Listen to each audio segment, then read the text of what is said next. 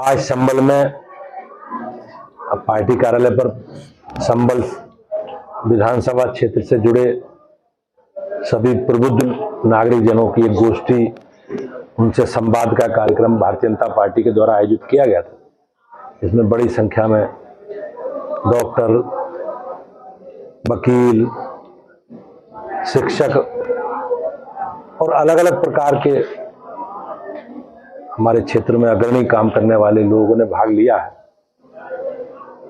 और सबने संकल्प दोहराया है कि माननीय प्रधानमंत्री जी के नेतृत्व में अब की बार 400 पार का जो संकल्प है उसे भारतीय जनता पार्टी के संबल के सभी नागरिक साथी भाई बहन मिलकर उसे पूरा करें। विपक्ष तय नहीं कर पा रहा है कि प्रत्याशी कौन लड़ाए, एक बार मेरठ में सिर्फ प्रत्याशी बदला गया है। समाजवादी पार्टी या INDIA गठबंधन ये अंत विरोध का शिकार है, अंतर कलह का शिकार है और जिस प्रकार से प्रत्याशी अंतिम समय तक ये लोग तय नहीं कर पा रहे।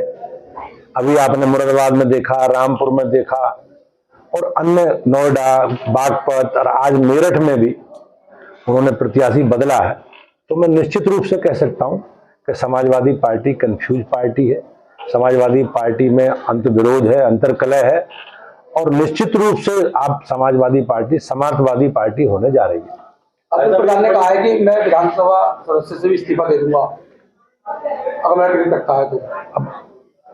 अब मुझे उनके कथन की जानकारी नहीं है कि उन्होंने क्या कहा है, लेकिन निश्चित रूप से जैसा मैंने कहा, जैसे आप सब लोगों की बातचीत कि समाजवादी पार्टी अंतर कलह का शिकार है और किसी भी विषय पर जिस प्रकार से वो निर्णय कर रहे हैं उससे ये सारी चीजें कहीं ना कहीं परिलक्षित होती है। माननीय अध्यक्ष जी, संजय सिंह जेल से बाहर आए हैं, उन्होंने बड़ा बेतुका बयान दिया है। उन्होंने कहा कि मोदी और अमित शाह के खिलाफ भाजपा गैर शासित प्रदेशों में मुकदमे लिखवाए जाएंगे, वहां से दरोग आएंगे, कुंडी खटखटाएंगे मोदी साहब। अच्छा, ये लोग भ्रष्टाचारी हैं, बेईमान हैं और हमारी सरकार का संकल्प है मोदी जी के नेतृत्व में कि हमें भ्रष्टाचार का समूल नष्ट करना है। इसी संकल्प के साथ हम लोग आए हैं और सरकारी एजेंसी उन्हीं सब विषयों पर काम कर रही हैं। निश्चित रूप से इस प्रकार के जो लोग हैं वो जनता उन्हें बेनकाब कर चुकी है, उनके चरित्र को सब जनता जानती है इन भ्रष्टाचारियों के, और अब इस प्रकार की अनावश्यक बयानबाजी करके ये लोगों का ध्यान या लोगों को भ्रमित नहीं कर सकते। सर, शिवपाल जी ने जिस तरह से बताइए सीट छोड़ने का ऐलान किया है, उसके बाद आपकी पार्टी के सांसद जी हैं रामशंकर कठेरिया जी, उन्होंने कहा है कि खुला ऑफर दिया कि बीजेपी में शामिल हो। अब मुझे उनके ऑफर का पता नहीं, लेकिन समाजवादी पार्टी के बारे में जैसे मैंने पहले भी कहा, पूरा प्रदेश, पूरा देश राममय है और बड़े बड़े धुरंधर दूसरे दलों के, विपक्षी दलों के चुनाव लड़ने से कतरा रहे हैं और समाजवादी पार्टी के नेता शिवपाल यादव जी की जो उन्होंने इस तरह का बयान दिया है या वो सिंबल उन्होंने वापस कर रहे हैं वो कहीं ना कहीं सब लोग मैदान छोड़ रहे हैं और ये सब जानते हैं कि मोदी जी के नेतृत्व में भाजपा उत्तर प्रदेश में सब सीटें जीतेगी और विपक्ष में पहले चुनाव से पहले ही अपनी हार मान ली। चौधरी ने कहा कि विपक्ष में किस्मत वालों को कुछ घंटों के लिए टिकट मिलता है। उनका जो ट्वीट है, उनका बयान है, वो कहीं ना कहीं आज के परिप्रेक्ष्य में ठीक बैठता। जो उन्होंने कहा है, जो उनका ट्वीट है, वो जो वर्तमान परिदृश्य है जिसमें हम आप सब लोग उस परिदृश्य को देख रहे हैं कि किस प्रकार से समाजवादी पार्टी के टिकट गाजर मूली की तरह बिक रहे, बदले जा रहे हैं, तो कहीं ना कहीं निश्चित रूप से ये उनका समाजवादी पार्टी का जो चरित्र है और समाजवादी पार्टी का जो अंतर कलह है वो प्रदर्शित होता है। जिस तरह से कहा जा रहा है कि शिवपाल सिंह यादव ने बदायूं सीट छोड़ दी है, अब उनका भी क्लियर नहीं हो पा रहा, अब अखिलेश यादव का भी अभी तक क्लियर नहीं हो पाया कहाँ से चुनाव लड़ेंगे। ये समाजवादी पार्टी को तय करना है कि अखिलेश जी कहाँ लड़ेंगे, शिवपाल जी कहाँ लड़ेंगे, लेकिन निर्णय करने के बाद, घोषणा होने के बाद लड़ेंगे या नहीं लड़ेंगे ये आप लोगों को उनसे पूछना चाहिए। धन्यवाद। जी, एक सवाल ये, योगी जी के मंच पर संघमित्रा मौर्य के रोने के बाद उनके पिता ने कहा है कि मुझे अपनी बेटी पर शर्म आती है कि वो इस तरीके की हरकतें कर रही है। संघमित्रा जी भारतीय जनता पार्टी की हमारी सांसद है और भारतीय जनता पार्टी में प्रत्याशी चयन की एक प्रक्रिया है और उस प्रक्रिया के तहत इस बार उन्हें प्रत्याशी नहीं बनाया गया।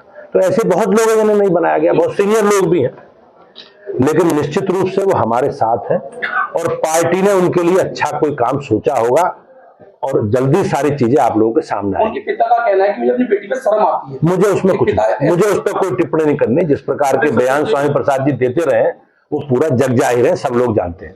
ये पूरा यूपी आपका है, ईस्ट और वेस्ट में आपके अंतर मान रहे हैं। वेस्ट में मुझे ऐसा लग रहा है कि आपको ज्यादा मेहनत करनी पड़ रही है। नहीं, लोग हमारे लिए हमेशा अच्छा करना, अच्छे परिणाम देना और जनता की समस्याओं को लेकर बेहतर करना, ये हमारे लिए चुनौती है और भारतीय जनता पार्टी इस चुनौती को स्वीकार करके आगे बढ़ रही है। वेस्ट में चुनौती कौन सी आपको?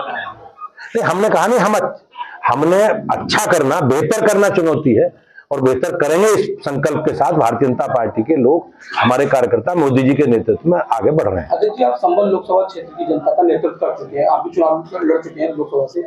इस समय क्या स्थिति आपको देखने को मिल रही है संबल लोकसभा क्षेत्र में, क्योंकि भारतीय जनता पार्टी आजादी से लेकर अब तक निश्चित रूप से जो माहौल है और जिस प्रकार से भारतीय जनता पार्टी के कार्यकर्ताओं में उत्साह है और हमारे कार्यकर्ता जनसंपर्क और जनसंवाद कर रहे हैं, मोदी जी के नेतृत्व में जो हमारा काम है, लेखा जोखा है, हमारा रिपोर्ट कार्ड है, उसे लेकर हम जनता के बीच में जा रहे हैं। तो मुझे निश्चित रूप से विश्वास है कि इस बार बड़े अंतर से भारतीय जनता पार्टी जीतेगी। सर, मुस्लिमों के के लिए एक